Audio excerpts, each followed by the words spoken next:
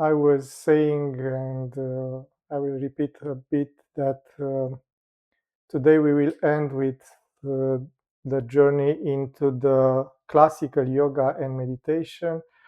We followed the Ashtanga yoga, the yoga with 8 parts of Patanjali, uh, to set like a foundation for the next part. The next journey will be following the things that are in Vijnana Bhairava Tantra.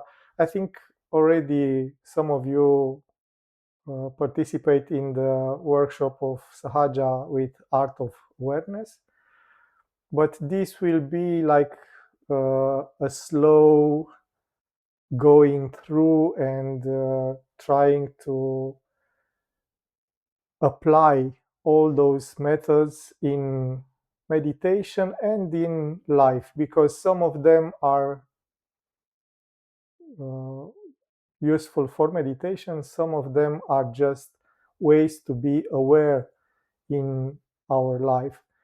And in Romania, we already did this cycle, and was for me as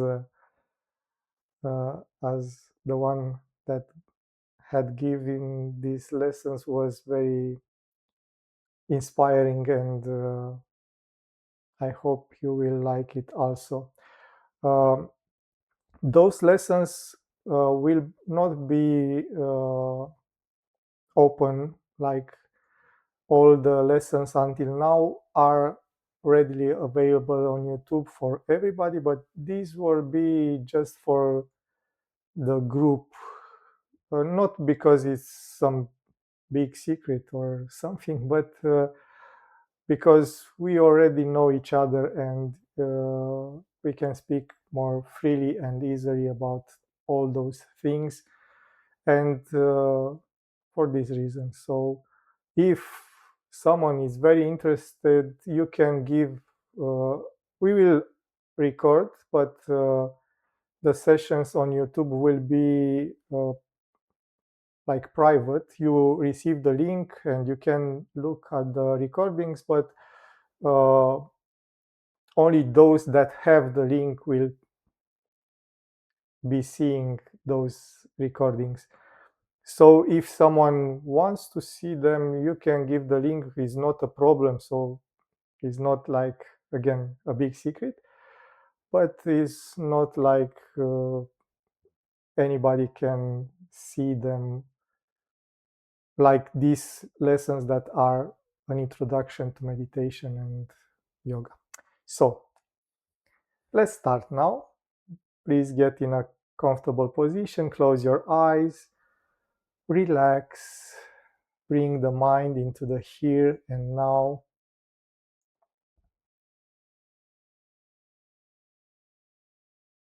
We detach ourselves from our thoughts and worries, being aware of what we feel, of how we are.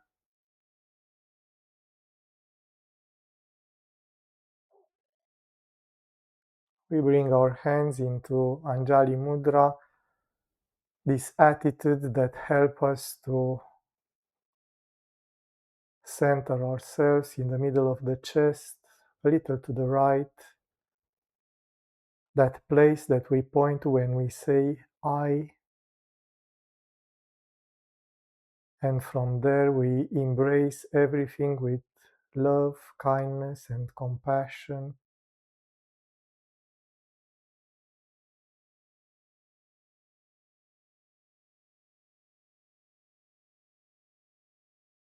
We awaken in us our highest aspirations, our desire for truth, beauty, love,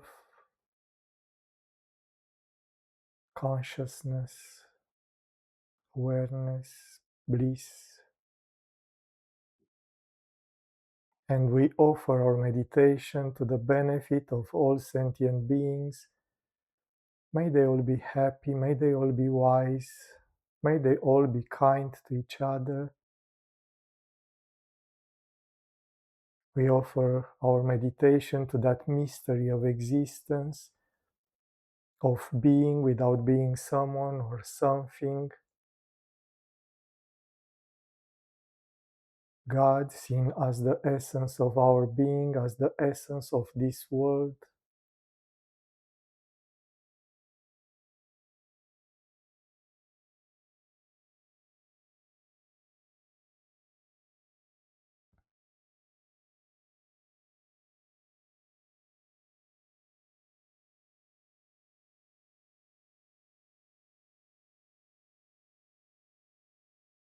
And now we let our hands down and we will start with a few warming exercises to prepare our bodies for meditation. First, the rotation of the head. We let our chin down to the chest and rotate the head to the right slowly with awareness, feeling the muscles contracting and relaxing,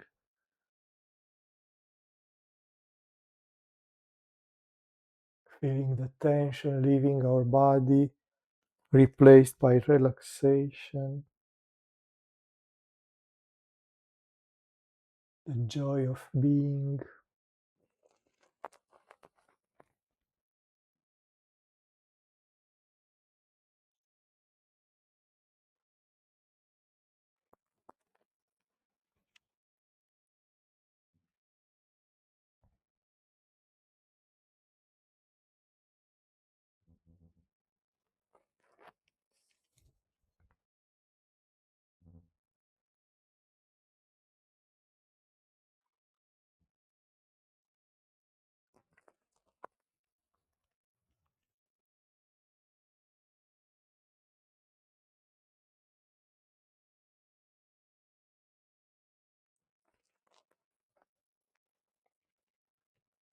And now slowly we change direction, rotating the head to the other side again slowly with awareness.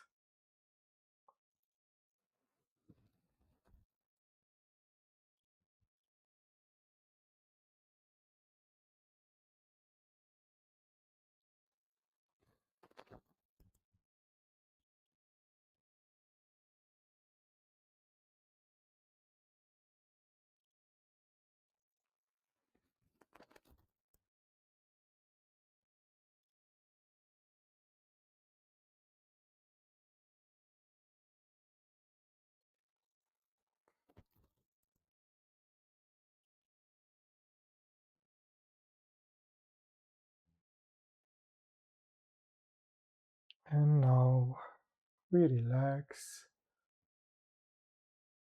feeling the pleasant sensations in our neck.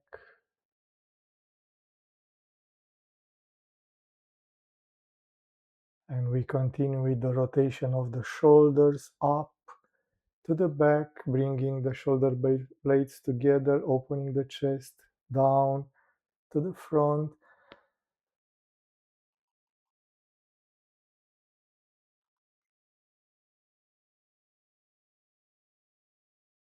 We move with that pleasant feeling of relaxation without forcing it. We just want to feel good in our bodies.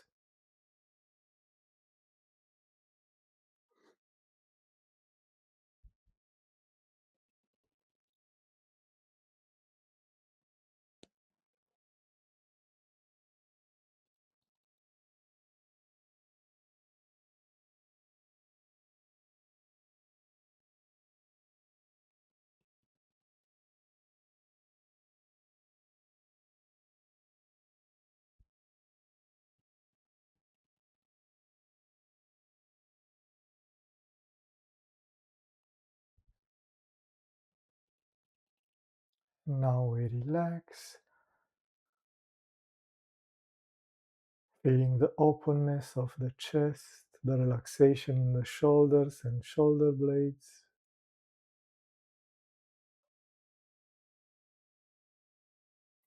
We continue now with the stretching of the back, clasping our hands together. We exhale, bending forward, bringing the hands to the front. Inhale, coming back.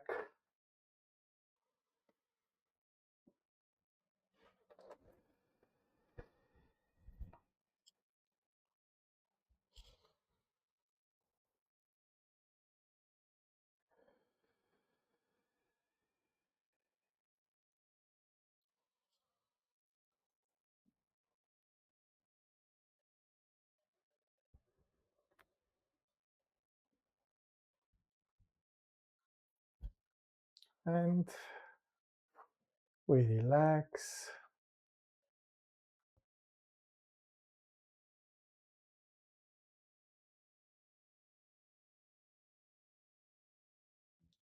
The next exercise is a stretching to the side. Inhale, raise your hand. Exhale, stretch to the side. Inhale, raise the other hand. Exhale, stretch to the other side.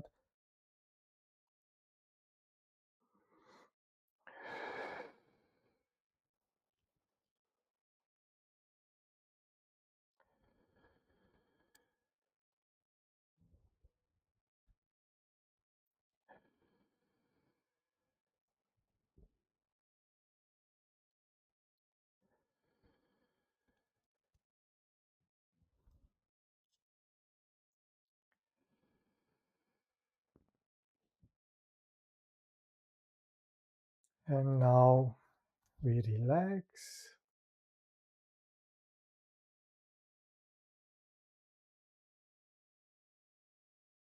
And we continue with a twisting of the spine to the left and then to the right.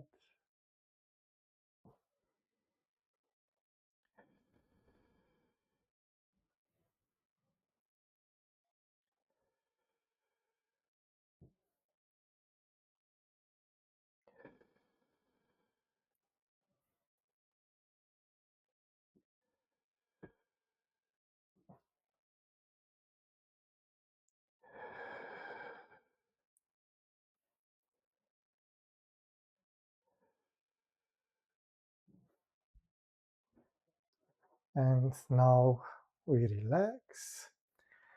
And the last exercise is bending and twisting. We exhale, getting the right shoulder to the left knee.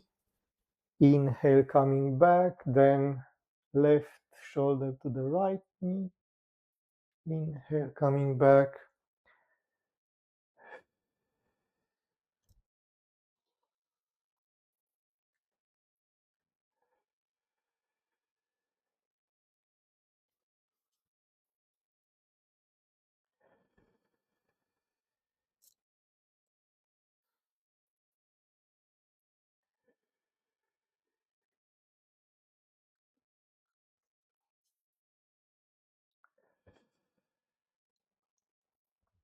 And now we relax and prepare ourselves for meditation. We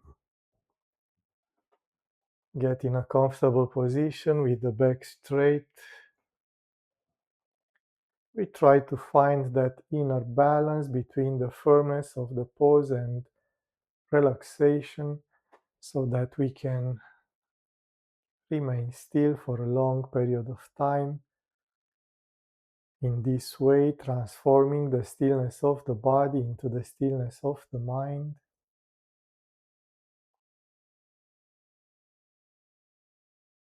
Shoulders a little to the back, opening the chest in an open attitude. The verticality of the spine inspiring us in a spiritual verticality as well.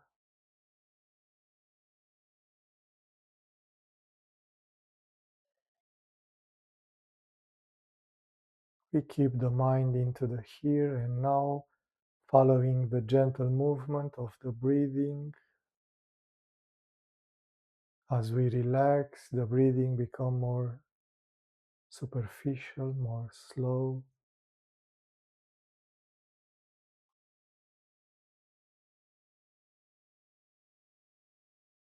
We use this gentle sensation of the air going in and out to keep the mind present. So every time we become aware that our thoughts are elsewhere, with calm and perseverance, we bring the mind back.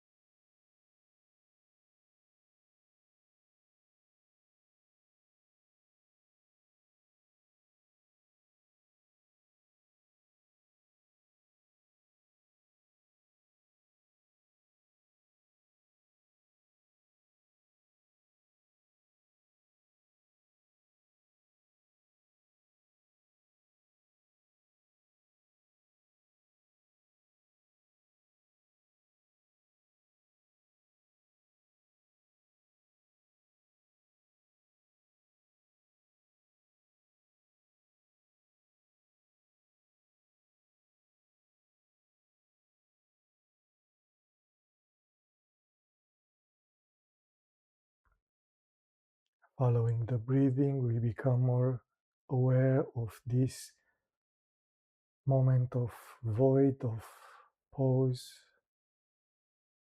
at the end of inhalation just before exhalation starts, or at the end of exhalation just before inhalation starts.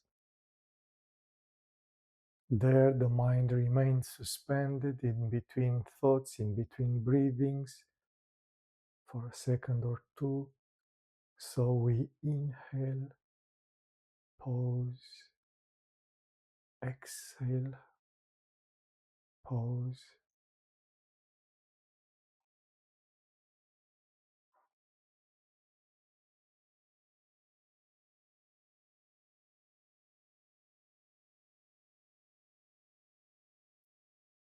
These short pauses are just to become aware of this moment of void, of stillness in which the mind is suspended, interrupting the inner stories, the inner thoughts.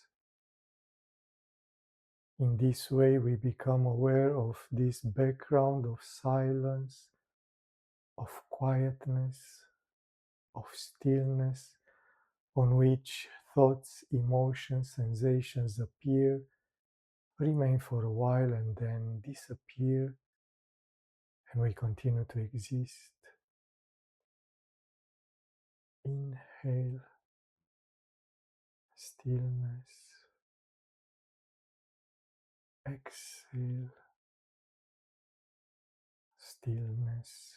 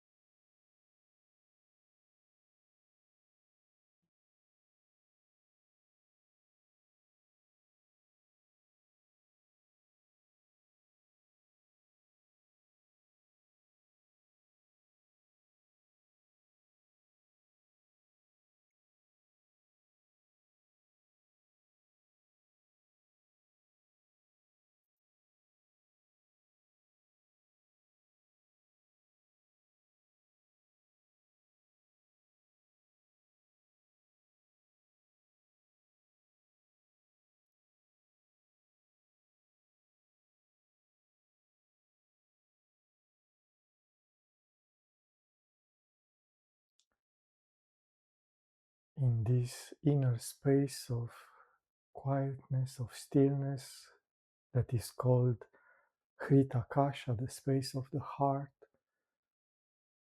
we start the process of self inquiry, asking ourselves the question, who am I? The mind cannot answer because the answer is the existence itself. So we ask the question, we are the answer. We use everything that appears in our awareness to get back to this I am feeling. So when thoughts appear, we ask ourselves, who is the one thinking me? Who am I? When emotions arise, positive or not so positive, who is the one experiencing these emotions? Me. Who am I? And when sensations in the body arise, pleasant or not so pleasant, who is the one feeling these sensations? Me. Who am I? In this way, we get back again and again to this I am feeling, that answer to the question. I am that becomes a tremor of the heart, a vibrating light so intense that we can just surrender, being without being someone or something, pure existence, pure consciousness, pure bliss.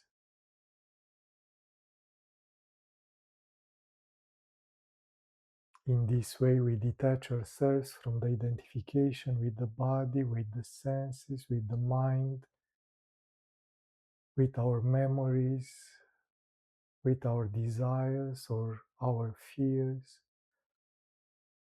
Who am I beyond all this? We ask the question. We are the answer. We are consciousness. We are bliss. We are infinite. We are eternal. We are.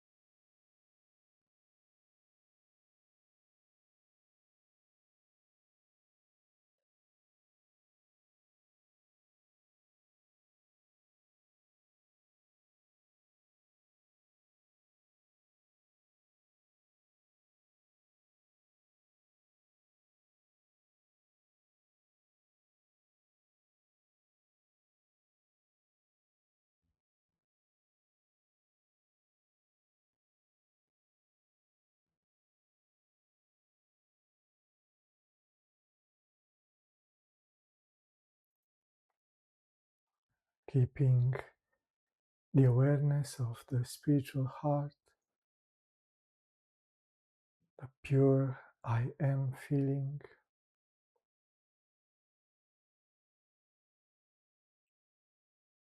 We conclude our meditation now. Gently we open our eyes.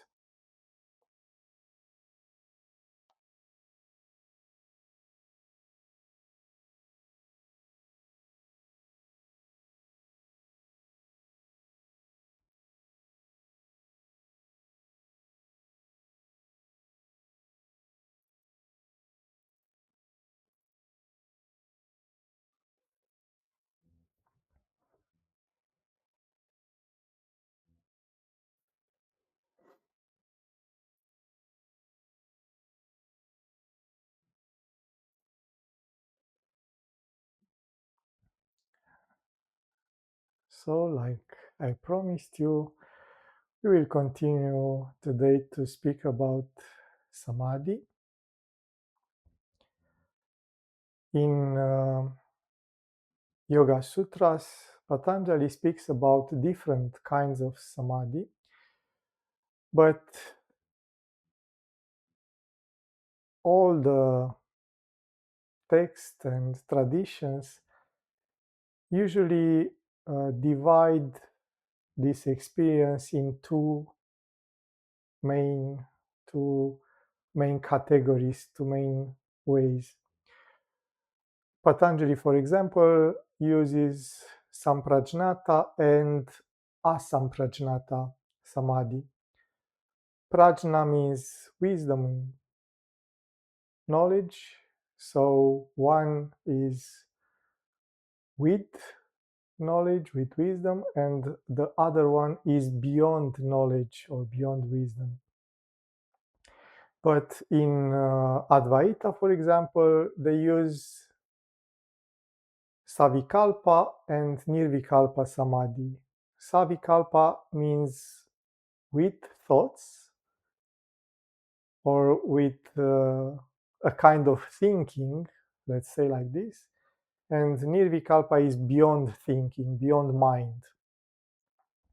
And there is another way to say is Sabija and Nirbija. Sabija with seed, with something that still exists in the mind, and Nirbija is without anything.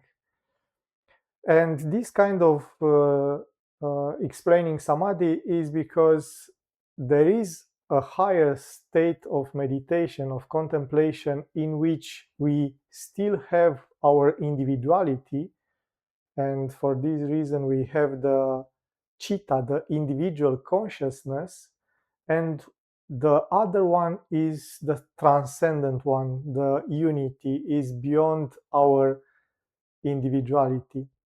And sure, Vyasa, for example, the biggest commentator or sage that explained Yoga Sutras of Patanjali, says that only asamprajnata or nirvikalpa or nirbija is the actual samadhi. The other ones are just higher states of meditation.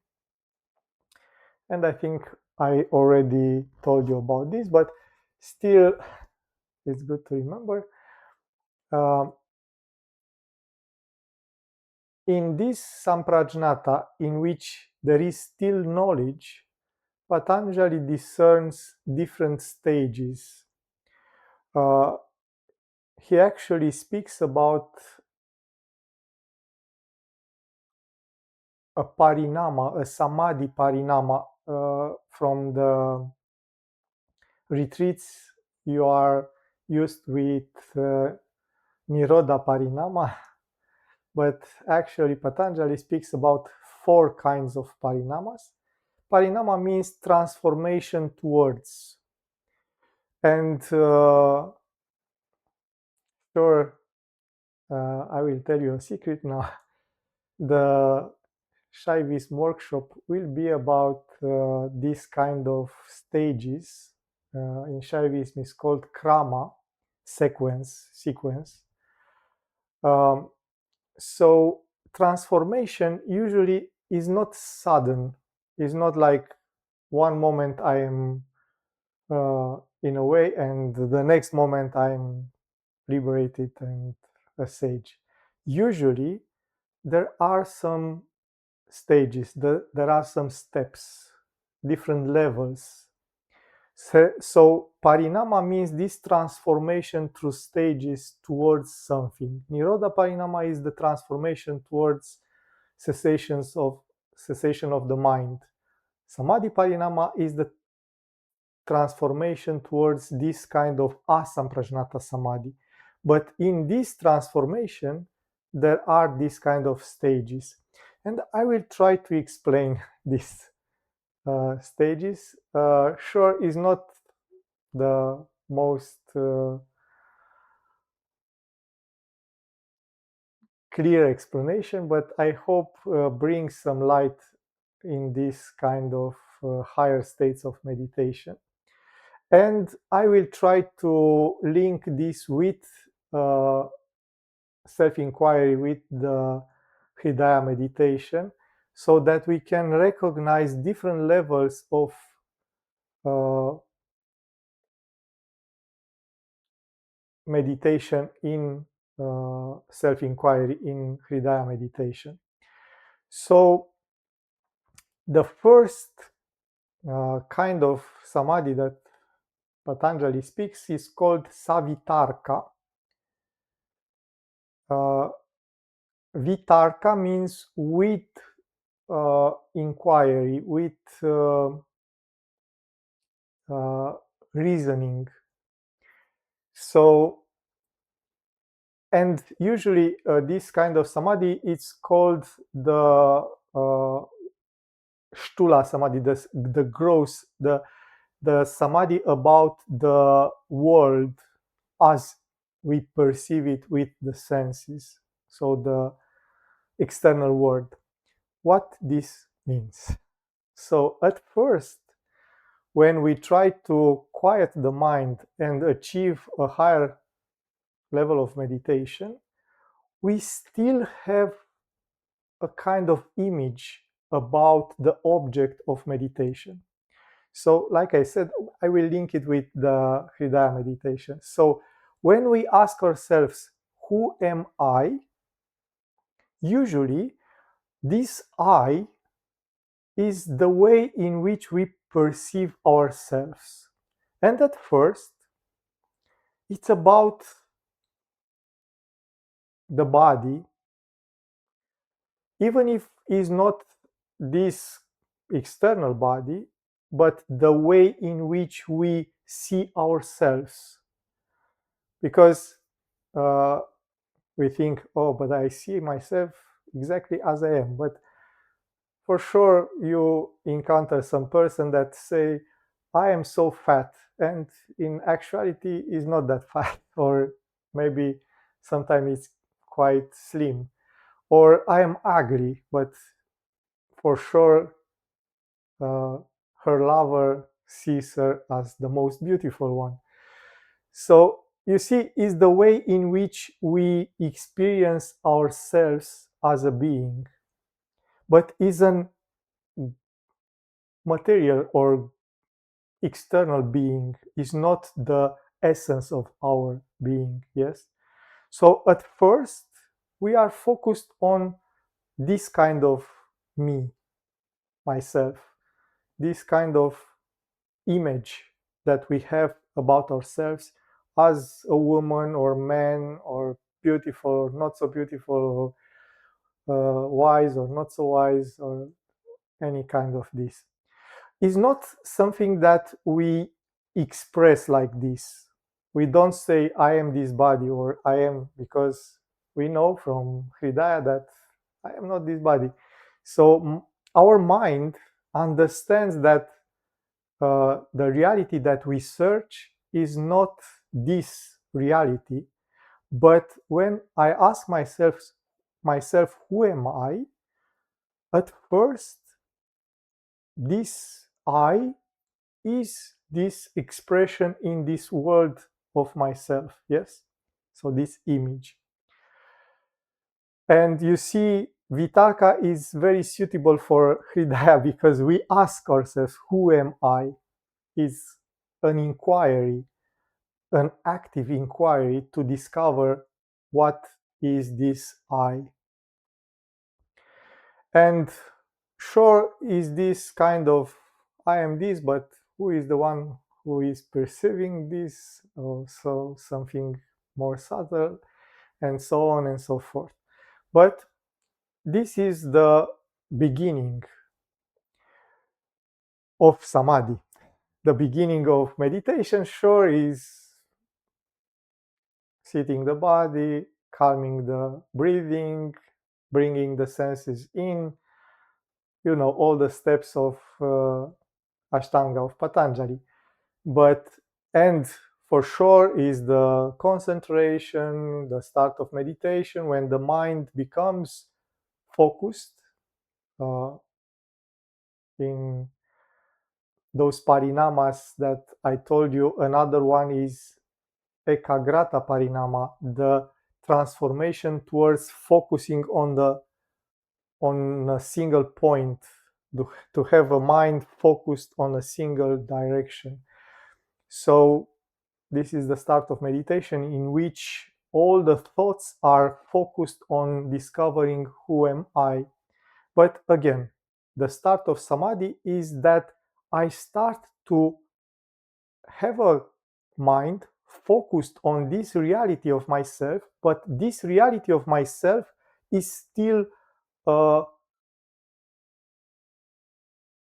let's say, material, but material from the point of view of yoga or samkhya doesn't mean just the flesh and bones, but also the all the things that uh, compose our existence in this world. So sense organs and so on and so forth. Sure, Patanjali says at first is savitarka, with this inquiry, then is nirvitarka. This inquiry stops. So at first we ask ourselves, who am I? But then we just perceive ourselves without the need of inquiry. But again, it's still a gross object, is not very subtle. And the next stage is called savichara. Vichara is like a kind of intuition, is like a kind of subtle knowledge. So it's different from vikalpa, because we start to experience ourselves not as a body, as a thing, but as a personality, as a mind. So, yeah, maybe this difference between a body, a structure that does things, as a mind, as a something more akin to consciousness, even if it's an individual consciousness that is influenced by memories, by tendencies, by desires, fears, and so on and so forth. So we go to a more subtle dimension of our existence.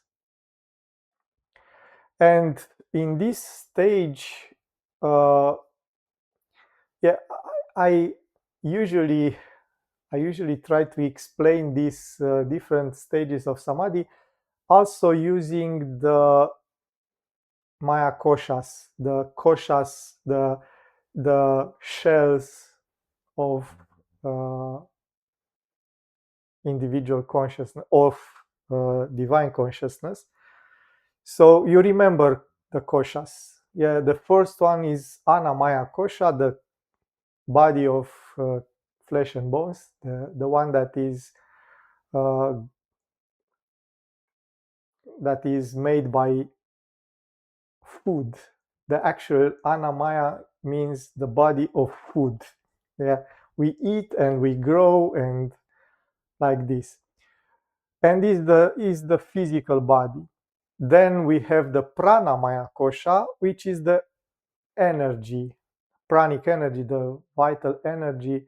So is the body that is made by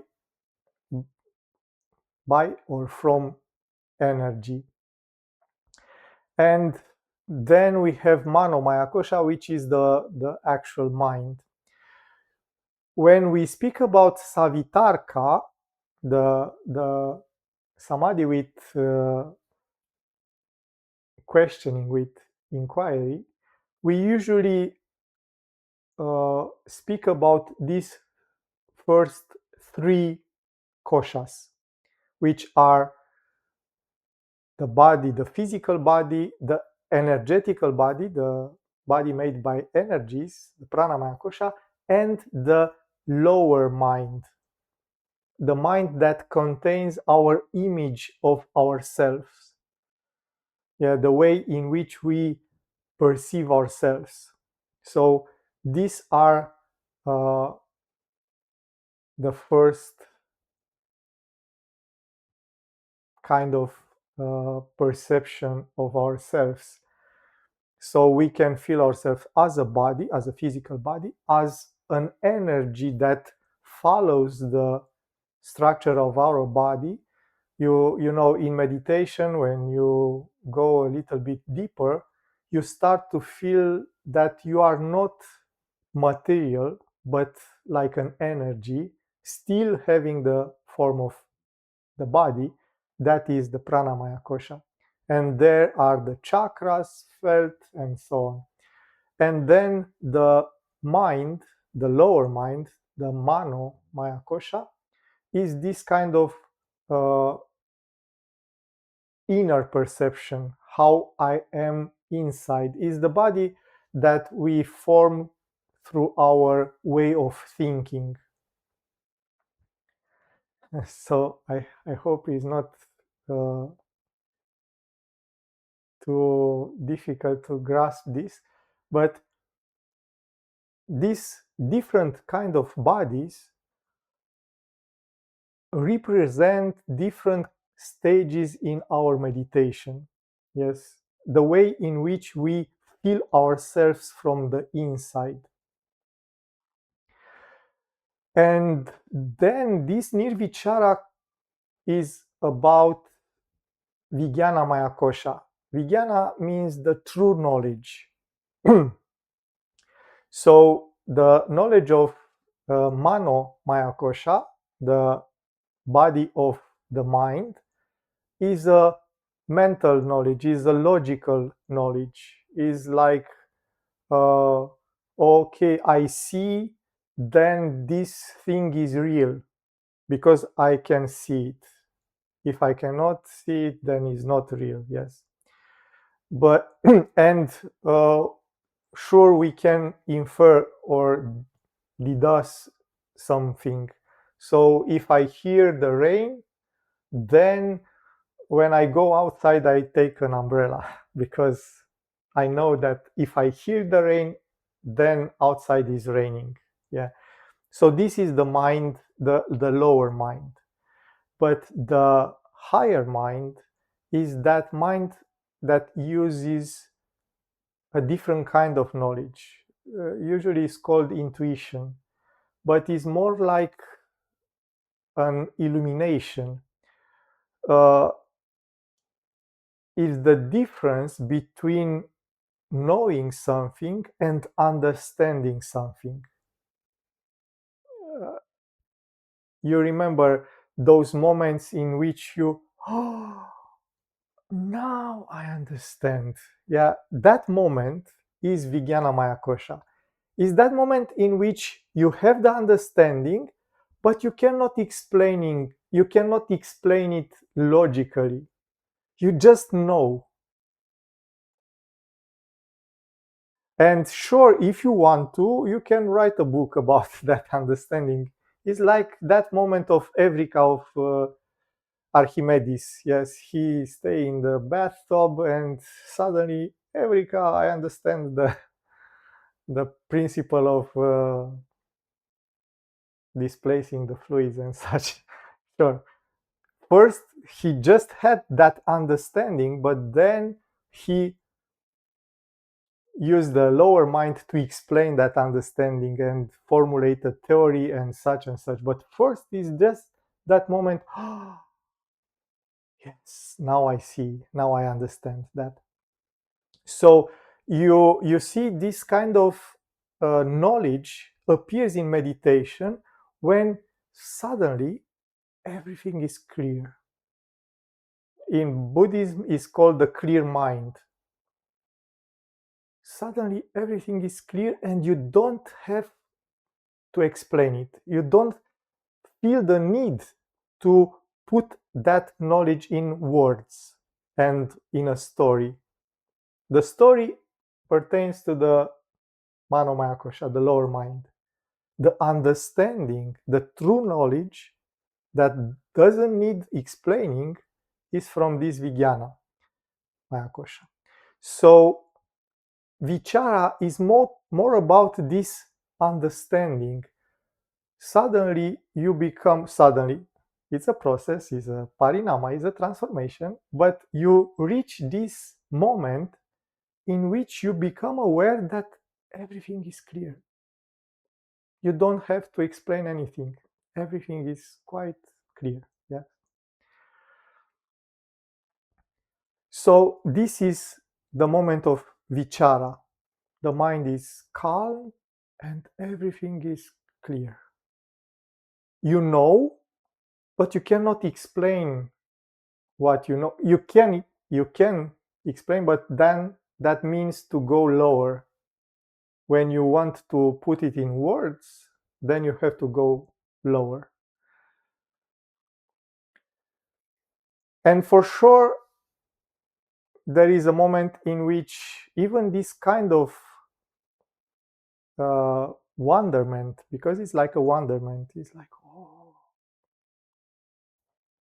so nice to see everything clear now. But then this also stops, and this is the moment of nirvichara. So even this kind of focused knowledge on something uh,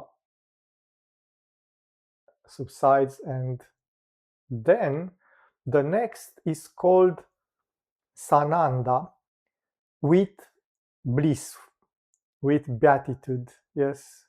So when you reach this kind of uh, experience, you reach the Anandamaya Kosha, the body of bliss, the body of happiness, of blissfulness. What is interesting is that in that moment you feel that your existence is blissfulness, but not in that Satchitananda from the self, but it's like an actual substance. It's like you are made from happiness, from blissfulness. Sure, again, it's our lower mind that explain like this. In that moment, is just you are happiness. Yes, you are made from bliss. And your mind is quiet. In that moment, you don't have any thoughts, any questions. Everything is like already clear from the stage before, and you are just happy to be.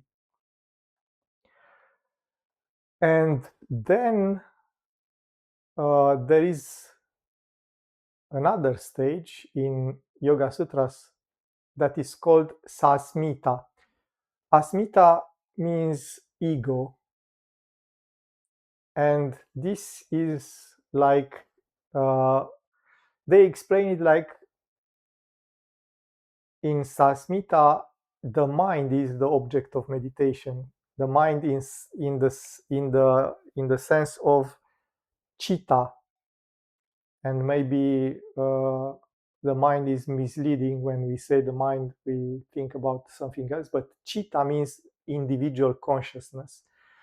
So in this stage we reach that individual consciousness. Sure, in Patanjali's, this is buddhi. Sure, we we know from tattvas that ahamkara, the instrument of the self, is the ego, but here the buddhi is the higher mind and is an expression of the subtle part of chitta, of individual consciousness. What this means, that we experience that pure being, but still it's an individual being. It's like I'm centered in the heart, the spiritual heart, but I'm still me. Me, like this very subtle asmita, very subtle ego. Uh, if we refer to Kashmir Shaivis, this is the moment you reach like Purusha. Purusha is the in samadhis, Purusha is the spirit, is the highest part of existence, but in Shaivis, Purusha is still individuality. It has to go beyond the veils of Maya to reach the unity of consciousness. And Patanjali speaks about some other kinds, because usually beyond sasmita, beyond this ego, lays the asamprajnata, the nirvikalpa, the nirbija. So you go beyond individuality in universality, in unity. But there are some other kind of samadhi that Patanjali speaks about. One is called viveka kyati, which means the divine vision. Is the moment in which you realize that this asmita, this self, is not the divine, is still uh, limited. So you have this vision, and is like the moment in which you can go beyond. Yes, in the moment in which you recognize that if you still refer to yourself as an I, you are separated from the rest of the universe. So you have to go beyond. And also, he speaks about another kind of samadhi called Dharma Mega, the cloud of Dharma, of the divine law. And sure, this is kind of complicated to explain, but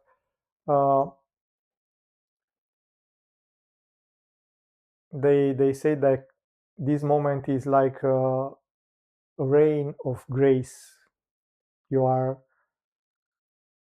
showered by the divine grace, and then sure, even from Viveka Kyati or Dharma Mega Samadhi, you go to asamprajnata, which means that you go into the divine consciousness. You lose yourself as an individuality and you become universality. So, in very simplified ways, even if it doesn't sound like very simple, but this is like the parinama, the transformation of samadhi. Sure, you will not stay, oh, I will reach this place or I'm that place. What to do to go? You will not stay. You can recognize, okay, if my mind is still in this way, I perceive myself as a thing, even if my mind is quiet and I'm still, but perceive myself as a thing, then I'm still uh,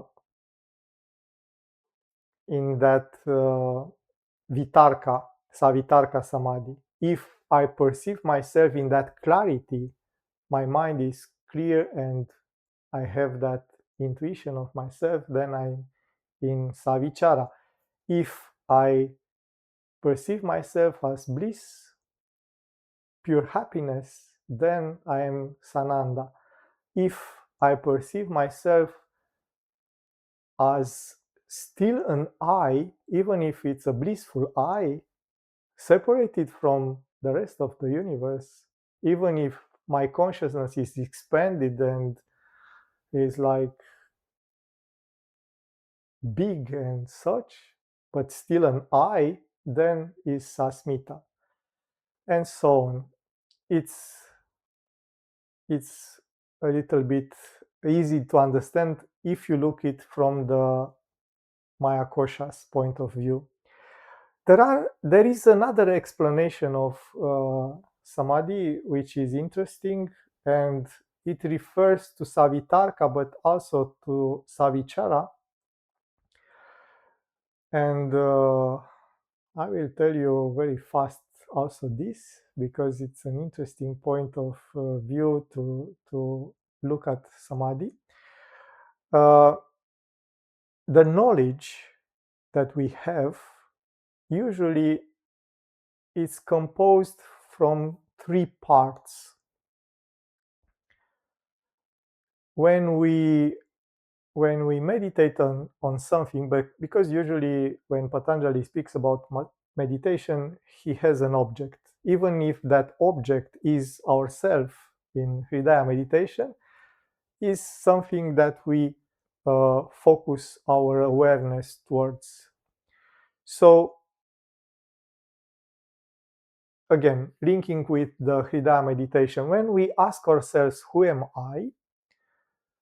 There are three things present. One, it's the actual object. Object in this case is myself. Yes.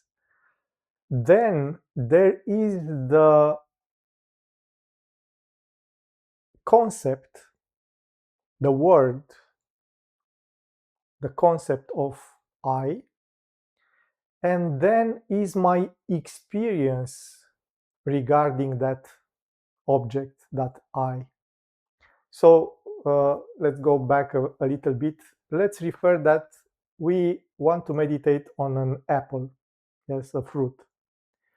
So when we focus our minds towards that fruit, that apple, we have this kind of three things present in our mind and mixed together, and we confuse them. Yes.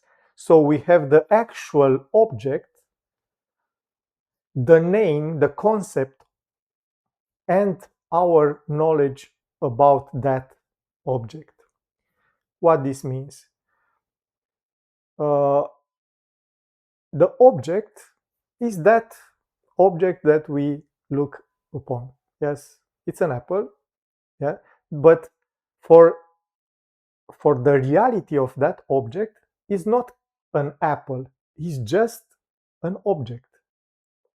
The apple part, it's our mind conceptualizing, creating a concept, a name for that object. The name is the story, yes, that we have about that object. But if I tell you I I I have eaten an apple and you don't see the apple, you imagine how I have eaten an apple, yes. But you can imagine that I have eaten a yellow apple or a red apple or a green apple. You don't really know because I didn't tell you. I just tell you I have eaten an apple. So the apple, the concept, it's very large and very general.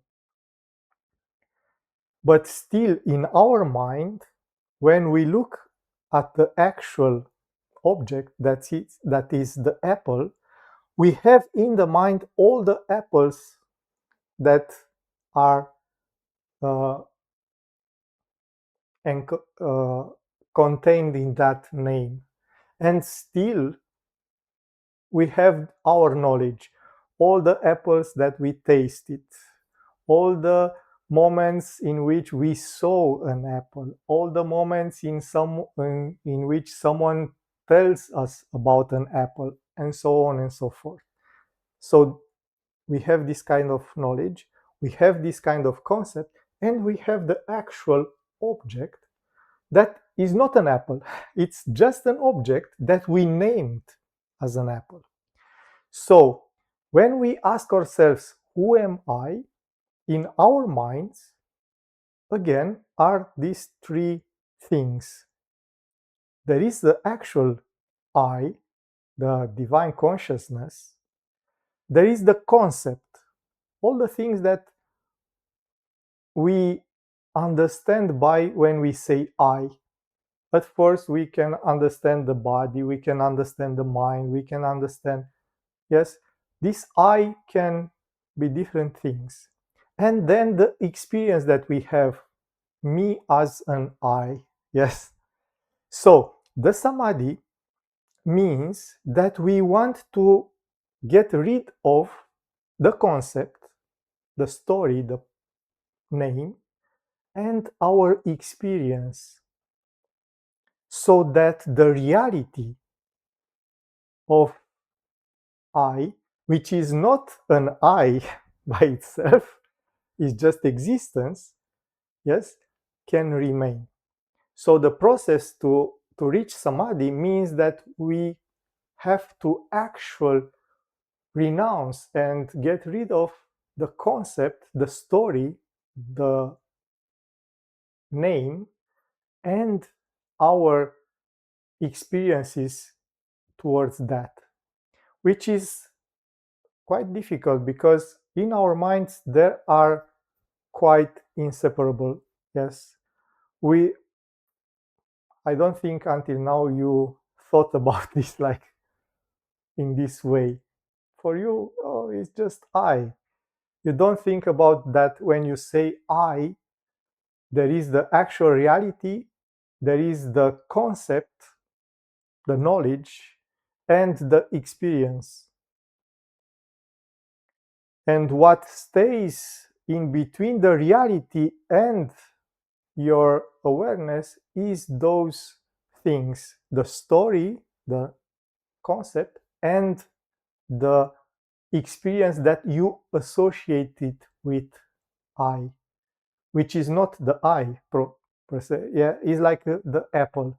Even if you tasted a lot of apples, you didn't taste this apple. This one is still untasted. Yes. If you smelled all the apples, you didn't smell this one. Yes.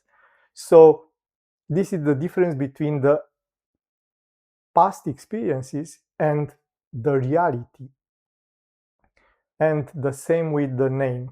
Yeah, you can call an apple a red one, or a yellow one, a green one, but this one is beyond color, is beyond names, is the reality being there. So when you uh, experience samadhi in regard to an object, that object becomes the reality itself when you take away the name and the personal experience. I hope I hope at least that I make you think about it. Uh, for sure, when we meditate, it's not like we actively try to get rid of this, but being aware that, okay, naming something is not actually the reality of that something. Yes. And my experience about something is not the actual reality of that something. Yes. Because that apple, that I, is beyond the capacity of us ourselves to perceive with the senses and with the stories. if you have questions. Not right now. Okay, with this we conclude the samadhi part. For sure, there are some other things that we can speak about, because Patanjali actually offers to samadhi uh, not just the first chapter, which is called Samadhi Pada, but actually also the third chapter, which is called Vibhuti Pada. The third chapter, it's about samyama, in which samadhi, together with dhyana, with meditation and dharana, concentration, is used as a modality, as a way to achieve superior knowledge of the reality. And vibhuti means supernatural powers, but it's not like the kind of powers that you can imagine, but they are achieved by this deeper knowledge that you achieve through samadhi. And it's called, we usually call it identification, because you know something from the inside. So we spoke about an apple. You know how to be, how maybe what it means to be an apple is not like something exterior, but is like an interior knowledge. And Patanjali says, when you have this inner knowledge of something, then you achieve a kind of reality that is not otherwise available. For example, if you understand what it means to be light, then you can float like this kind of things. So the third chapter of Yoga Sutras is about what you can achieve when you have this kind of deeper knowledge. But after we will go through Vijnana Bhairava, we will go back to Yoga Sutras, and you will see that it's a different kind of understanding when we came to Yoga Sutras with these uh, things that we uh, take from Vijnana Bhairava and the experience that we have. So with this, I wish you a beautiful night and see you next week. Thank you.